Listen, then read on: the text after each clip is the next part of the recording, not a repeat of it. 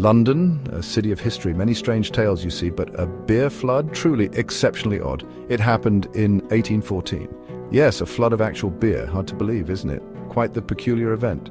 So let's pour into it. Imagine London back then, busy, full of life, and pubs naturally. Meux Company Brewery stood there, on Tottenham Court Road. They made lots of porter, a very popular dark beer. Vats were truly enormous things, holding thousands upon thousands of barrels. Picture a swimming pool, if you will, but filled with strong, dark ale. October 17th, 1814, a date that would go down in history for all the wrong reasons. A day like any other, it started. The bustling streets of London were filled with the usual hustle and bustle, until it wasn't, of course. At Meux's busy brewery, the heart of the city's beer production, a giant vat stood incredibly tall, a towering behemoth of wood and iron.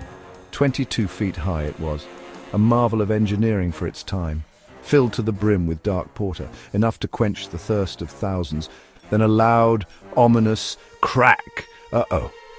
The sound echoed through the brewery, a sound no one wanted to hear.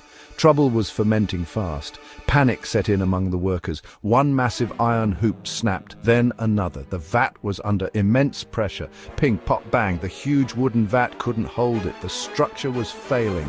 Over 135,000 imperial gallons, a staggering amount of beer. It burst with a mighty, terrible force. The explosion was deafening. A brewery worker's worst nightmare. The scene was one of utter chaos. And the chaos didn't stop there. More vats collapsed. The chain reaction was unstoppable. Boom! Crash! A tidal wave of dark beer unleashed.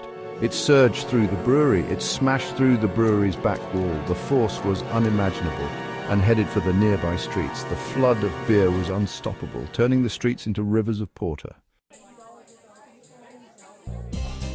Chaos erupted instantly on the streets. Beer everywhere. So much beer. It was an unexpected deluge that no one could have prepared for. Flowing like a river through narrow alleys, the beer surged with an unstoppable force. A dark, sticky, pungent river. The sheer volume of liquid was astonishing. The smell was overwhelming, naturally. It was a potent mix of alcohol and the grime of the streets. People were terrified and confused. They had never seen anything like this before. And very, very wet with porter, their clothes soaked through, clinging to their bodies. It was a scene of utter pandemonium, unlike anything seen before. The streets were a chaotic mess. People reportedly rushed out with pots. Desperation and curiosity drove them. Pans, buckets, anything to catch it. They saw an opportunity and seized it. Free beer, they foolishly thought. Little did they know the true nature of the flood. What a truly terrible idea that was. Regret soon followed. This beer was not clean, not at all. It was contaminated with all sorts of filth, mixed with dirt, rubble and debris. It was a hazardous concoction, a truly unappetizing, dangerous cocktail, one that posed serious health risks. Buildings took a severe battering. The structural damage was extensive. 2 houses just collapsed under the force. The destruction was unimaginable. Cellars filled to the very brim. Every nook and cranny was inundated. Imagine your home suddenly flooded. The chaos, the damage, the loss. It was a disaster of epic proportions. This wasn't just a funny, quirky tale. It was a grim chapter in history that left a lasting impact on the community. It was, in fact, a deadly event. The streets of London were filled with panic and despair. 8 people tragically lost their lives. Families were torn apart, and the community was left in mourning, drowned in a sea of dark porter. The very beverage meant to bring joy became a source of sorrow, a truly awful, unimaginable way to go. The floodwaters showed no mercy, sweeping away everything in their path. Imagine their final, terrifying moments. The fear and confusion must have been overwhelming.